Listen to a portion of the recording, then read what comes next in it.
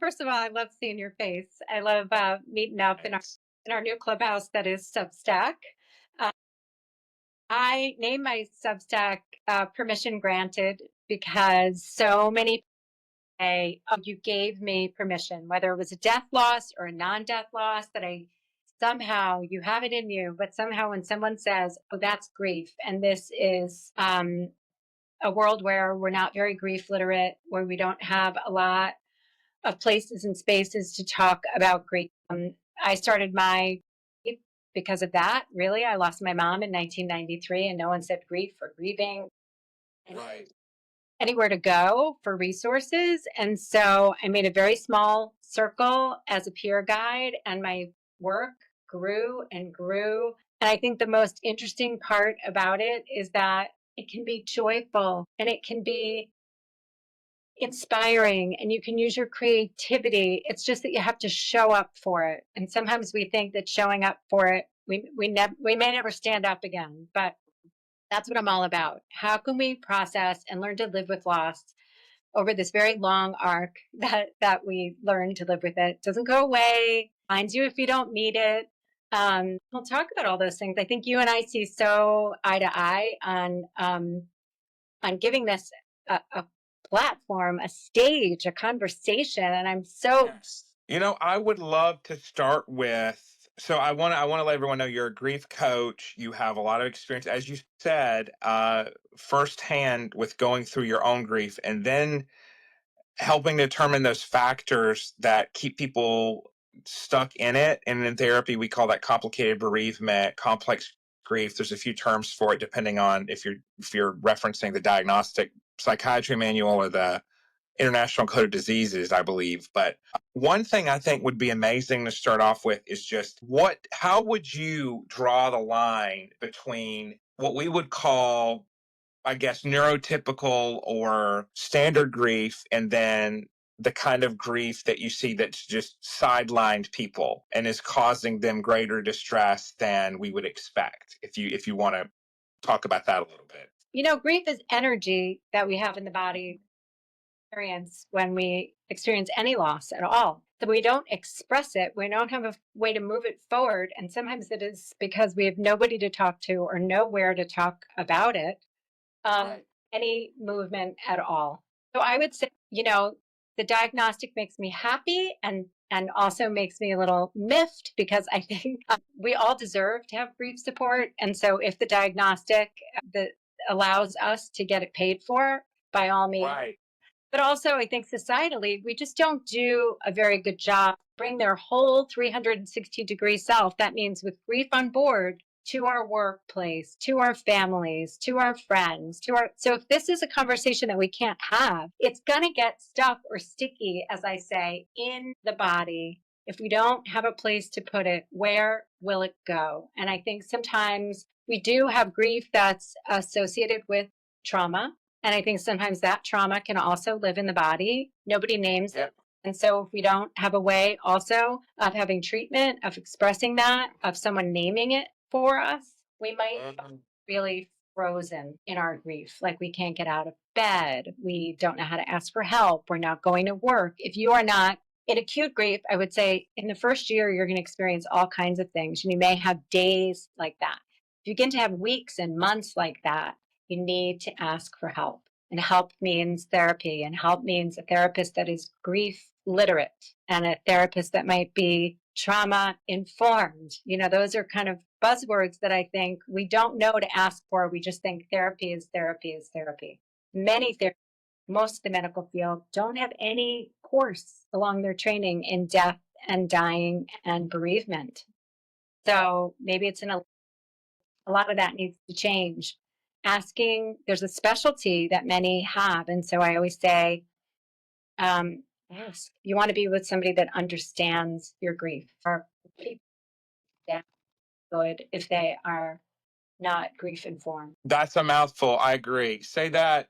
That was chopping up a little bit with your audio there for me, and it might be my internet connection. You want someone who's grief informed and trauma informed. I mean, if someone can name if you feel so stuck that you are not functioning, and when I say stuck, I mean you're not you're not functioning on the daily tasks of living. Acute, and right after you lose a loved one, or maybe even a job or a relationship, you may have days that feel really overwhelming and down. If this goes on for some time, and maybe you can name what you think that timing would be, but I think that's a call for needing help. If you are not being able to do the day to day activities that you are used to, now, change. Some will change. Returning to some of the things that you used to love in the before, they may change. We're always we're always hearing that people are like trying to get back to normal. This will be a line in the sand. My friend Gina Maffa calls the grief fall, which I love. It's like that I like that. that moment where life changes from whatever that, inciting incident, if you will, changes you from what was in the before to what was in the after. I absolutely agree with that. It's like the ICD code says, so the International Diseases Code says it's 6 months after bereavement is how long that has to go for it to be complicated grief. I'm interested in your view on that, the prolonged grief disorder. I mean, it has to involve intense pain, inability to experience positive mood. So I think you just described it very well. Of if this is eclipsing everything and causing you daily living activities, complications, or causing you to be able to not fulfill them, you can't live daily life. Then that's a real call to action. I think you bring up another amazing point that Natalie Martinek, who's here on the call as well, has talked about, and that I get on my soapbox about, of therapy is not therapy is not therapy. Of you go to a doctor and you get an x-ray for broken bone, you're going to get the same typical treatment. Like, you go, your bone's broken, you think, you get an x-ray, but you go to a therapist, you get however many different models of treatment for depression or anxiety. It's not uniform, for better or worse. So trauma informed treatment is coming under fire now for being kind of bubble wrap therapy, I'm going to call it, like therapists saying everything is trauma. I saw something yesterday about that, basically. I'm like, well, that doesn't mean trauma doesn't exist. It means maybe the people have gone overboard with what they label that. But that's like saying, anything, like, something doesn't exist because people see it everywhere. It's like, that's not true. So I would love to hear, and this is going a few steps back, but I've got a lot of stuff to follow up and ask you. But you talked about needing to have support going through grief and people who know how to talk about it in therapy. I would love to hear what, in your experience and your model of coaching, is helpful for people to say to someone who's going through grief. Because we know what's not helpful, and you can even give examples of that. But I think people don't know as much what's actually helpful to share in the midst of grief. Always looking for the right thing to say or the right thing to do. I think I always say, here's my advice: the cook cooks. So if you are a cook, you show up with the food. You don't want me to cook for you. Survive. Show up as your truest self. I remember supporting who lost a loved one. I show up as a listener. I'm a really good listener. I can sit down with you on the couch and we can do absolutely nothing, and I can listen. There are other people that are like the people that show up and are the doers, and they can run and Yes. things off the plate of the person who's experiencing loss. And don't say, is there anything, if there's anything I can do, let me know. I would say that is the number one biggest mistake. It sounds so well meaning and so well wishing and so kind. The griever doesn't know what they need. They wouldn't even begin to know. Asking for hard. It's hard. So I say the best thing you can do is show up as you. If you are an errand person, you say, I am going to walk the dog. There are groceries on your front stoop. You coordinate with all the people around to get maybe gift cards. If you're a cook, by all means, drop off some comforting food. Maybe ask the family, is there anything you're allergic to? If it's me, I show up at your door. I show up at your door probably with a book of poetry. I might drop it in the mailbox with a note.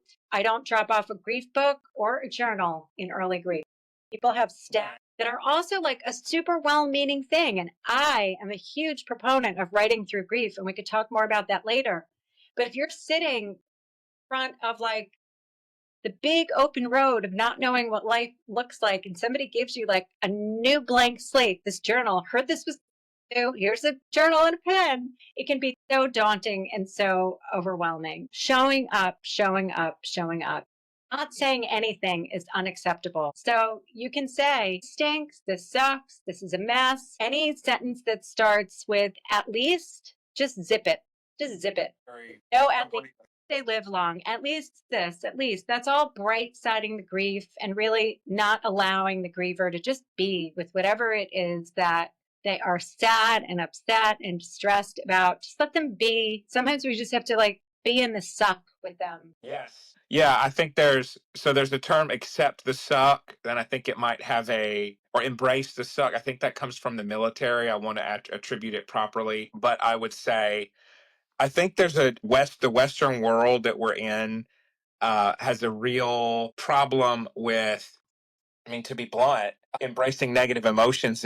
We don't like that. We don't like a vacuum of positivity. And so when that's felt, I think people rush to fill that with, cheer up old sport type dialogue. And I mean, in the Middle East, there's intense grieving ritual. And of course, people can carry their culture with them. But in America, there's really a focus on not staying in emotions for a long time. I mean, unless it's certain emotions that involving entitlement and stuff like that. Don't get me started. But I think there's a lot to what you're sharing of don't start by positively reframing it. And as a therapist, people might think that's wild for me to say, but it's actually very helpful to be able to say, well, right now, it's not the time to start sweeping under the rug or avoiding or going into the positive because you might actually just be avoiding stuff that will come up later Yeah. grief wise. I love where you're going with this. And people can be well intentioned but say hurtful things for sure. I see that a lot. I hear that a lot from my own clients, and that's another overlap with grief and trauma. Is family basically saying, "Hey, you're going to get through it," but in a way that's a little more, I guess, assertive and, "Hey, pull yourself up by the bootstraps." And it's really hard for us to see people we care about in pain, right? Yes, great point. Yes, Fixer. And I think it's really hard to just let folks be. Just let them be. And now that's not to say that it wouldn't cheer them to do some of the things that we were just expressing, like taking some things up their plate, thrive. right. But shoving, positivity up their bum is really tough. And it changes friendships. It really does. Yes. You're looking for like your friend before their grief happened. Allow them to be and allow them to find out who they are on the other side of this amazing line in the sand, this grief fall for them. Allow them to see what it is on the other side, like who arrives? What is this new identity? And can you befriend it and accept it in yourself and in others? Like that. I'd like to hear more on that when you say, what is this new identity? Can we accept it? Do you mind expounding on that just a little bit? Sure. I think we're all new on the other side of grief. Now, of course it's you, but I'm just saying with grief comes tremendous learning. Sometimes Yes. it creates a new sense of how we live the rest of our lives. Our mortality has been tapped, and we think, is this really important? So it sort of shakes up our idea of what's important. Is that Bingo. at our job? Am I spending so much time at my job and no time with my family? And now I'm realizing family is the thing that changed my life. Sometimes I encourage folks after a loss to do an exercise that's called like more of an emotional will, like something that you write down that's like an ethical will, where you sit down, you say, what is it I wish to be remembered for? Because sometimes we'll be standing at somebody's funeral, even the funeral of our loved one, and we will hear how they were remembered, all their accomplishments, all their accolades, but really how much they were loved. Yes. Say those were the last things we told him. We told him we loved him. We told him he was a great dad. It was all, that's what we want at the end of our life. What sounds do you want to hear at the end of your life? Probably someone saying, I love you, voice of someone who loves you. Like think about all of the things at your end of life. That's an ethical will. What do I wish to be remembered for? What are my values? What are my hopes and dreams and desires for my people that are part of my future that will live on beyond me? And then when you look at that list, you think to yourself, is the way that I'm living aligned with the way that I just wrote what my values are. Like, if you wish for your family to like continue Sunday night dinners because it's so meaningful to you, but you haven't been to one in so long because you're at the computer or scrolling on social media or, whatever that is. If it's really important to you, it sort of shakes up this opportunity to reframe, redirect, reimagine who I am with this grief on board. Maybe it's a more sensitive you. Maybe it's a you that only has the kind of friendships that really support you just as you are. Maybe those shake up. Maybe family relationships shake up. Even within a family, we all grieve differently. So you may find because our relationship with that person is different. So Yeah. I just think you get a chance to sort of re-examine what looks important, and it shines a light on that so much more because you realize, okay, life is short. It may even have been the longest of lives. Might have been a grandparent that lived to 101, but look at how they lived their life. Am I living my life that way? So some of it's just like a big deep look in the mirror. Yes. That gets reflected back to you, and I think it sort of shakes it up. Also, maybe we were lost a partner and we are now solo. So that identity is shifted too. Who am I to the world if I am no longer part of this partnership and I'm flying solo? If I've lost, how is my motherhood different? So all of these are sort of queries and this like loss of identity in some ways, and also Yeah. maybe new parts of our identity that we gain. Like that. I mean, just to reflect in doing trauma work, again, another parallel, when people are abused when they're younger and they lose a sense of innocence and they really don't like their child self, that's a lot of work we have to do there. Because if you hate the biggest, the most long haul clients with trauma that was really complex are the ones that hated their child part that lost its innocence, right? And so we have to look at what's lost through trauma and build that, rebuild that, and honor it. Like, yeah, we're not going to gaslight, oh, things were great, let's pretend they were great. No, like, let's rebuild, though, what it looks like to protect your inner vulnerability. I'm also hearing what you're saying is, okay, so you've lost a part of you that had a certain role, like as a wife or as a daughter to a mother that passed away. How do I honor that role and reinvest that energy, as Freud would say, reinvest that psychic energy somewhere else, honoring, of course, the loss, and then making a new story and finding a new way to have that part of ourselves integrated into something. And for me, it took many, many years to not feel like it was a betrayal to my mother to figure out how to be remothered. Where did I feel mothered? Where did I feel held? Where did I day that they went to their primary for a checkup. And when they went to put the stethoscope on their chest, they put their hand on her shoulder. She just started weeping. She just experienced recent mother loss, and it had been a while since someone held her. And I said, those are the times that we recognize we've not only lost mother, but we've like lost that safety net in the world that sometimes comes with parenting and sometimes comes with the past that we're letting go. And so we need to figure out how do we reckon with, like you said, those parts that need to be nurtured in a new way or known in a new way, not a bad way or a good way, but just discoverability, if you will. Yeah, I think that's really hopeful and realistic. A way to look at grief and the invitation to do something new there. Just very rich. And I would love to direct our conversation a little bit to any myths or in honor of our past together on Clubhouse of talking about myths and facts on grief. If there are any myths about grief or things that you encounter that you have to dispel, um, that you think would be helpful to share with the audience. Yeah. Number one thing probably is that there are stages of grief. And while I think that there are, No, I lost your audio. can you hear me? Now I can. Yeah. Let's roll that back. Okay. The stages of grief, I often feel people think that we can sort of knock them out, right? Yes. Hierarchical, like levels in a video game.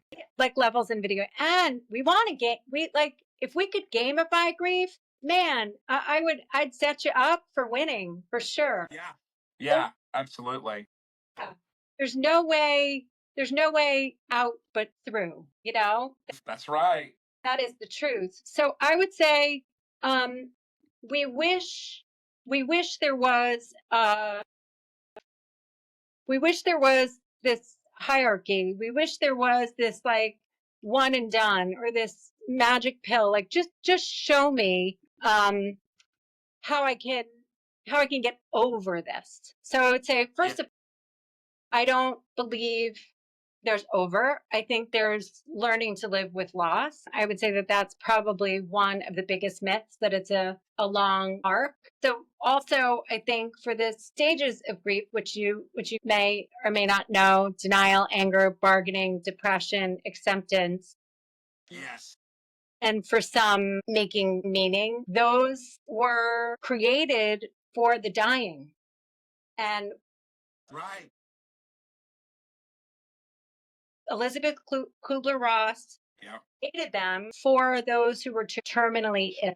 We adopted and adapted them because we wanted, I think, a framework for naming the feelings that we had across this long arc. Also, as you said, so we could game the system and like, okay, I'm in anger, I'm in denial, I did it, I'm done. That we could. So I think I hear the stages bandied about often. Same. Kind of like, because people have sort of glommed on to that idea that it's not that they're not real and they're not true and they're not part of grief. It's just that if you touch on all of them, which you will in your grief, you will not be done. You will not. And so some people are like, she didn't know what she was talking about. But they don't realize that the origin, she was like a genius in her field, that we don't realize that the origin was really about end of life and death and dying, what you grapple with when you have a terminal illness or disease.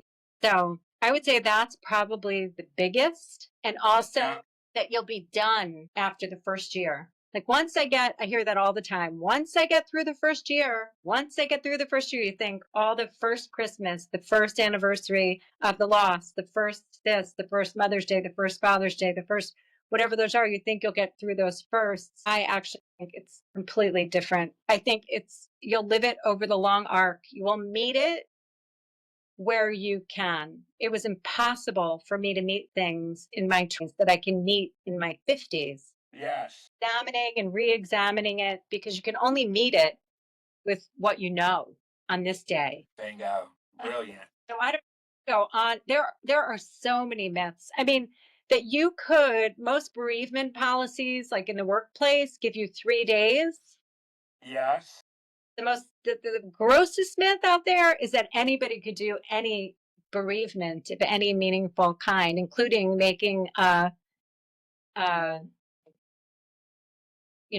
ritual of any kind, whether it's a funeral or a memorial or a ritual of any kind. What could you do in 3 days that could possibly serve your grief? I think that's a brilliant point. And I mean, as you bring this up, it makes me think, well, I've had a massive amount of overlap in my career with clients who have grief, like with what you work with, and trauma. And also, when working with grief, it's almost like a sort of planetary model where you've got, you're the planet and you orbit around, and the grief's like the sun, and the sooner it comes, or you could reverse it and say the grief's like a moon, and across a year, like it comes closer with holidays and that person's birthday anniversaries, and then it moves away more, and then it cycles back, and then it gets closer and closer, and then it moves away again. It's how I've seen people experience it. It's true. It's kind of like we didn't even see it coming, and we'll feel something in our body and we don't even realize, oh, it's the death anniversary. But that could be like 4 years down the road, 3 years down the road, and our body still remembers, like, oh, Yes. and so too is that December when I lost them, and so too is the holidays without them, and sort of we kind of feel it, right? Yes. And we ebb and flow, and I think also when you're saying about how it orbits, Yeah. also get further and further from it in some years where it's just sort of like this soft whisper, and then also Yes.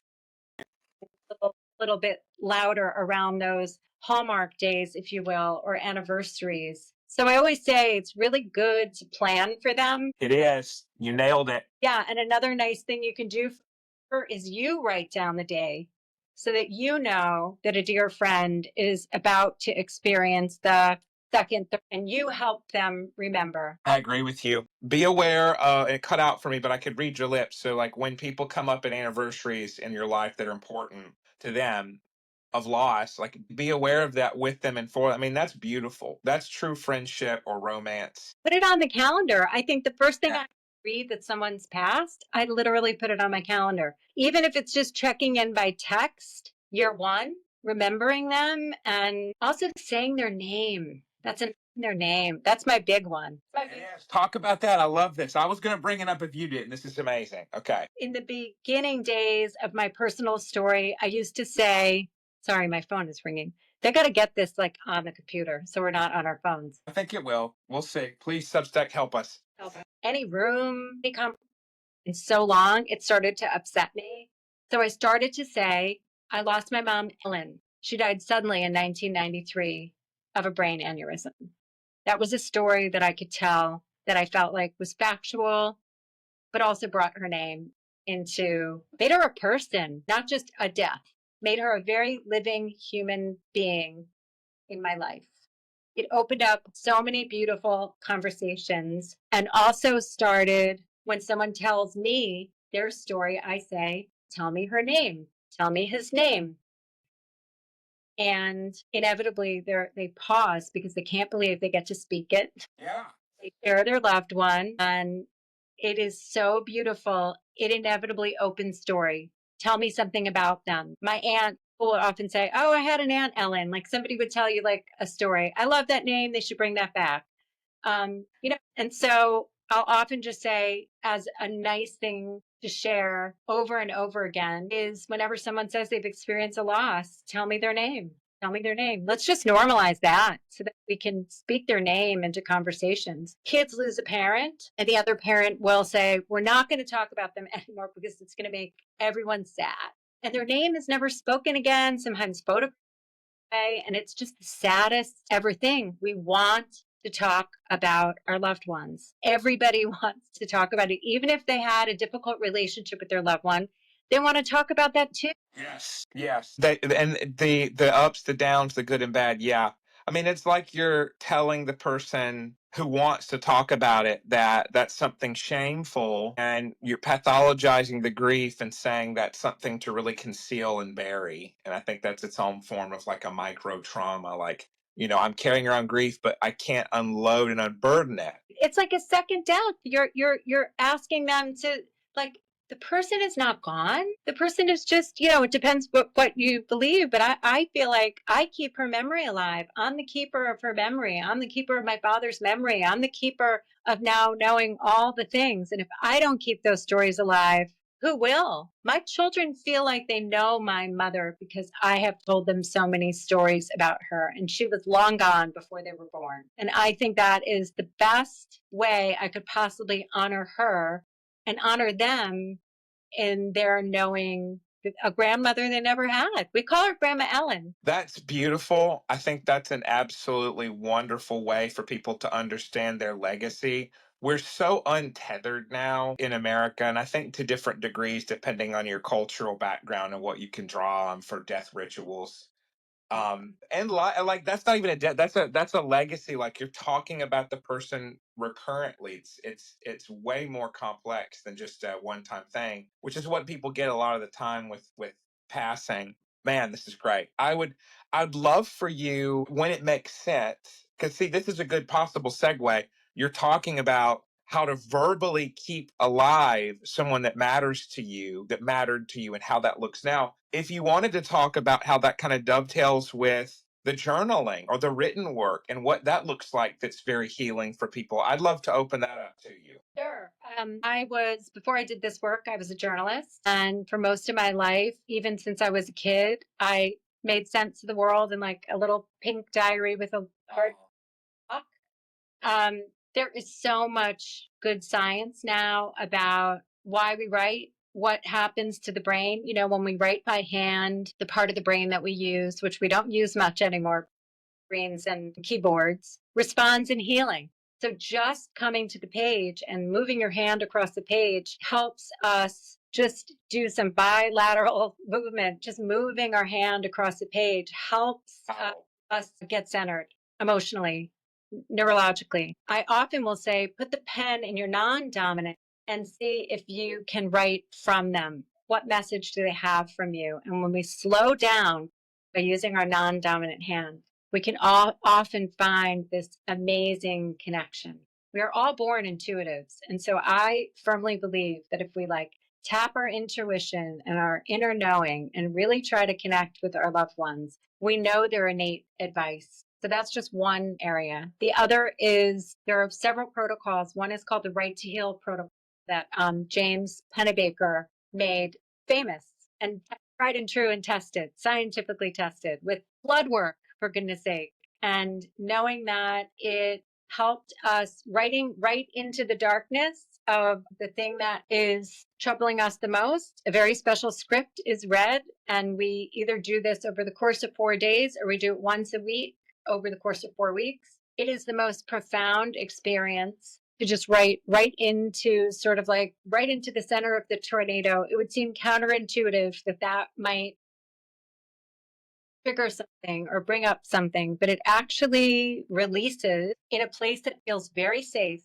And sometimes always in our words spoken, sometimes that can feel really scary. But you write it on the page, we not only allow it to move through us in a way that is needed, but we become our own story witness. We see it, and in turn we can see like all of that was living inside of me. So I always say, don't if the intensity of a practice like nothing else has worked and you come to that because you really need to release this heavy burden that you're carrying, if you just set a timer for 4 minutes and do something called an automatic write, like sometimes I would say, just how was my grief today, or dear grief, and just go for 4 minutes. Sometimes light a candle before of your own ritual. Someone saying poetry is remedy. Sometimes I'll go on to like a poetry app on the internet and press a button where a poem will be read to you. And sometimes there will be like one line that just like washes over you. Talk about reparenting and remothering. Being read to is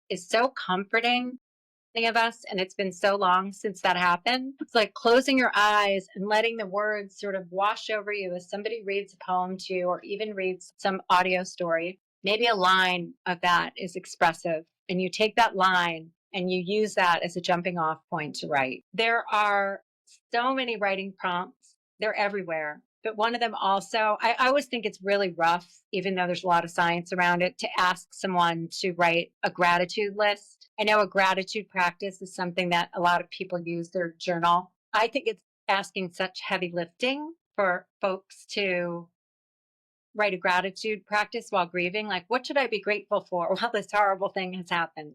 However, that's a lot, isn't it? but I love a list of delights, a list of delights. Amazing. Yes. 10 things have delighted you today. That's the list that I would ask you to make maybe before bed. Just so we have some noticing of like, if you had like a big black piece of paper and I poked just a pinhole in it and the light came through. I feel like that's what delight is metaphorically. Like we just know that joy exists and more joy can exist. And so just writing down these small delights, which seem like really easy lifting, we notice that we can delight more in life. We are of the world and in the world. And even though we feel lonely and alone, perhaps in our grief, when we realize we're back in it, right? We titrate into our life, put feet on the ground and see beauty and lift our chin and open our hearts a little bit. I think just even that, there's so many ways of using your journal to express what can't be spoken. Yeah. Seeing beauty again is something I'm kind of taking away here. And just that huge sea change between get grateful for something and kind of the command there versus the invitation to witness delight, to experience delights. That's what that really is, experiential. Witness beauty, feel something positive. That's all such a great paradigm shift for people who are just in the throes of grief and in that phase of not wanting to betray their loved one. And I think that's just amazing for people to hear. And also the reminder that it might not be like that 24/7. Like we're happy again, right? Right. If I've touched joy, I can touch it again. If I've touched delight, I can touch it again. If I touch happiness, I'll touch it again. So to me, it's also a reminder that it's there and it will be there again and it can be there. So something you've said a lot here that was tremendous, and I'm sure we can clip it and have that be a great highlight. One of the things is there's that fear that when we bring up the emotion, there's going to be that triggering and it's going to be destabilizing. And I think this actually hits at a lot of, yeah, yeah, Geraldine, you're welcome.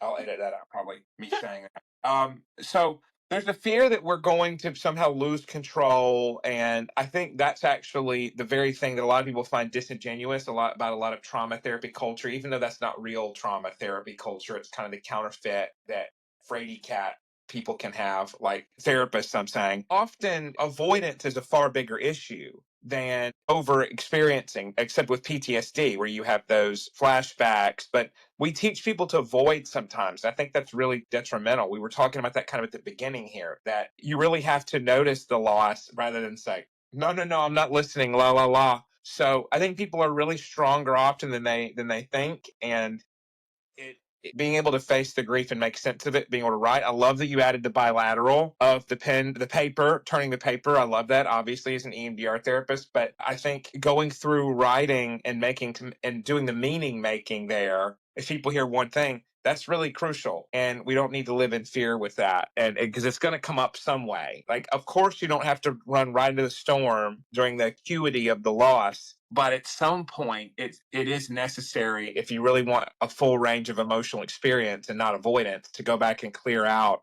whether through writing or therapy or whatever, what hasn't been emotionally explored. Right. To metabolize something that you might not even know. I always say, like, what's in the basement? Yes. What's at the very, I always think of it as like silt. Like, what's the stuff after you shook it all up that like lands, but you haven't really dealt with? Yes. That's what I think. And for some people, the practice might be finding that silt by coming to therapy. For others, it might be coming to the page. So for all of us, or going for a run, like for all of us, it's going to be different where we have that like moment where we're like really ready to investigate, interrogate, check in with. Like it'll be there. I'm curious from you because I've heard lots of different answers. I'm curious from you about whether you think all grief is also trauma. So I'll give a short answer. I would say no, and here's why. Here's why I would say no. And it might be a language game to people. So if you want to reserve trauma for a maladaptive reliving of something, so when you are trapped, okay, and in danger. So I'm drawing from Peter Levine, the guy who I mean, he's very prolific. He did quite a few books, and he also created somatic experiencing therapy, where you kind of release the trapped impulses. For everybody out there who doesn't know him, he's a neuroscientist who's done a lot of books. Check him out. But being trapped and in danger would be my definition of trauma. Now, people can consider something like betrayal trauma, like an affair. Is that a life threatening trauma? No. Is that a developmental rift? I would almost consider that a form of grief, the betrayal trauma. Because, see, these words get thrown around a lot. Grief, the reason I'm not calling grief trauma is I think we have to look at grief as so intrinsic to the human experience this side of heaven that it isn't something that is an abnormal. I consider a trauma to be abnormal. It is, and not to the victim, the person who survived. It's not their fault, but something was done to them that didn't register in the brain as over. So they relive it. It comes up. It's upsetting in a way that says this could happen again often. There's a future element to it that says, I'm unsafe. I have to protect myself because this could happen again. Grief, it's not that. It's this person's lost and I'm lost and don't know what to do. Even complicated grief. It doesn't destroy, unless trauma's with it, your ability to live for the future, because you're not thinking this thing could happen again, or it was my fault that this happened to me. All the lies that accompany trauma are different than the ones that accompany grief, unless, again, it was war and you didn't act quickly in your mind as a troop, as a soldier, and you lost a comrade. That's traumatic grief, is loss and survivor's guilt. but see, that's trauma. So I would say grief, like, let's say best case scenario of it is your parent passed away from a long life and you were there and it's sad. I can't consider that traumatic because it's an element of the human lifespan that isn't something done to you actively by nature or a person. And yet some of those examples that you said, like maybe you thought there was something else you could do. Maybe you could CPR, but you were there. So maybe it's a traumatic incident, Yes. but all grief is not trauma. I have heard that. So I wanted to dispel it because I wanted to hear from you what you thought. I think there is some trauma in sudden loss. Absolutely. That's I actually wanted to get to that, but didn't want to derail you. So sudden loss versus prolonged illness loss. Again, feel free to riff on that. I love this. I'm just it's more my curiosity because for many years, one day your mom is there and the next day she's not there. How do you Right. do it? Like, how do you reckon with that? And I never named it trauma for myself because I thought that was reserved for a big traumatic, incident, and it just didn't seem it just didn't seem like it to me because we can often compare, and people do compare loss. They compare the hierarchy of grief. They lived a very long life. Oh, that's so lucky if you had them for 8 years, 18 months. Like there's so much. I always say there's no grief Olympics because people often say to me, what's the worst grief? What's the worst grief? It's yours. Yes. Very well put. Yeah. Yes. That's what you have to reckon with. It's yours. But we also often compare. And I'm always curious when folks relive the way that like their loved one looked at the end of life. And they can't get that image out of their mind. It was like tubes and beeps and decisions to make. And, I think of that being very traumatic. And their body after that experience, only they can come to you and you will help them know. So, no, I love that. And that's a great conversation. I appreciate that. I'm going to actually say one thing that I wish I'd said earlier, which it's still in the same podcast, doesn't matter. So, trauma is the way the brain stores the event. So, that's how we as therapists cut through with the machete, the vines and the weeds of terminology. So one person could be trapped in an elevator for 3 hours and come out of it with a story and laugh at it, and they just talk about it at parties. One person could be trapped in an elevator, hyperventilate, have horrible reliving symptoms, and it be something that they need to go to therapy for. Well, what's the difference? Well, it's the way one person encountered that as being trapped and being unsafe. And so people have different thresholds and different resilience levels. And that's a long epigenetic nature and nurture conversation. But when you're talking about, I mean, it's morbid to think about, but you see people hooked up to cables and to things, and you have to make decisions. And we have so much involved in that now. And that's so upsetting and anxiety provoking, blah, blah, blah, blah. And then you think back to, okay, maybe if someone is passing away in a home with their family and it's simpler, and the loved ones don't experience that as trauma because of the surroundings and the level of meaning there and the feelings of responsibility. So it's what goes into the experience that makes it traumatic or not the action. And this is similar to the idea of wanting phases to go through for grief. We want terms for every kind of event. And the problem is the brain filters. So one person's brain is going to say, this is traumatic. I'm afraid of it happening again. Another person's brain can say, I know that was a one and done event, and it's over. And I don't give that rent free space in my brain. So it's hard to tell without knowing the person. And would you explain, because this is how EMDR has been explained to me, that it's kind of a person's brain that has been in the elevator and it becomes a traumatic experience, and you open that like a file cabinet and you Yeah.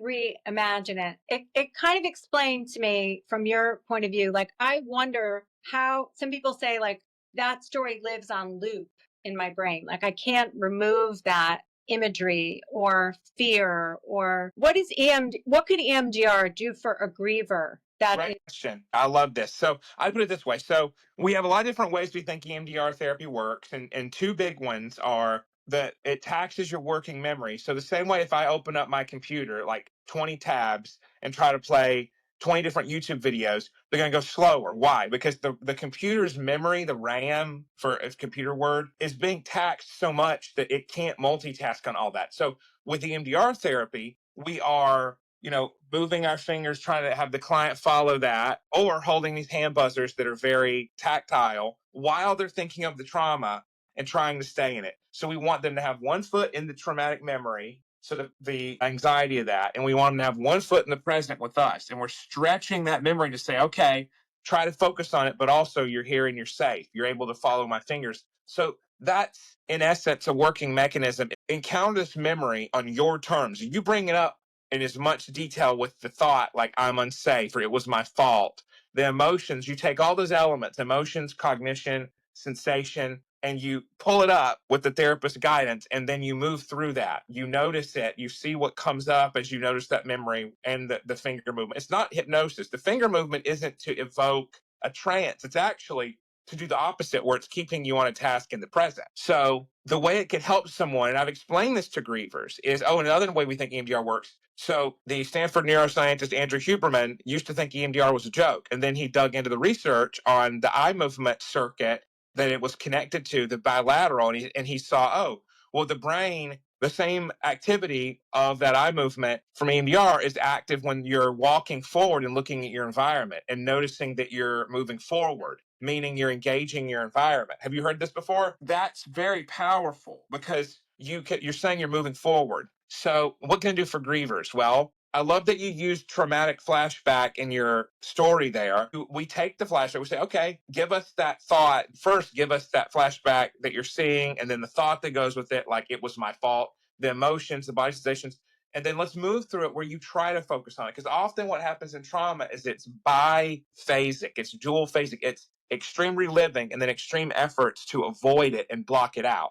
And so it actually that energizes in a vicious feedback loop of I don't want to think about it. Now I'm thinking about I don't want to, and you become memory phobic.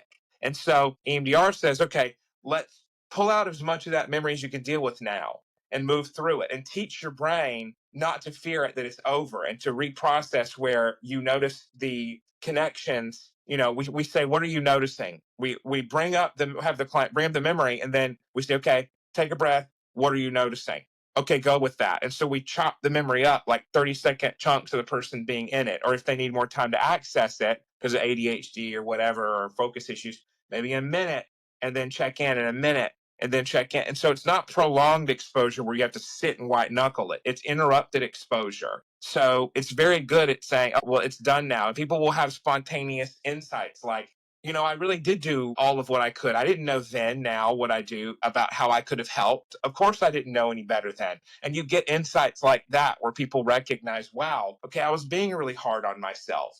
And I did what I thought best or what I could. And I loved my mom. It's not my fault. That kind of stuff comes up all the time with EMDR therapy because you're thinking about it on your terms with stimulation that's different. Such a gift because then you can remember them forward without that. That kind of, to me, that keeps a lot of people very stuck in their grief and they can't memory phobic because you don't want to go there. You can't remember their favorite foods, their favorite holidays. They're like all juicy stuff that will help you because I think even the word remember, putting yourself back together too. You can get all those things when we dip into memory. But if memory feels dangerous or you're memory phobic, I fear that you can't create a continuing bond or a way to, you know, keep the memory alive and keep them with you, even in this new form. Yes, man, that's brilliant. It's very rich. So, this was a great conversation. You and I always chop it up really well and have a lot of fun. As we close it down here,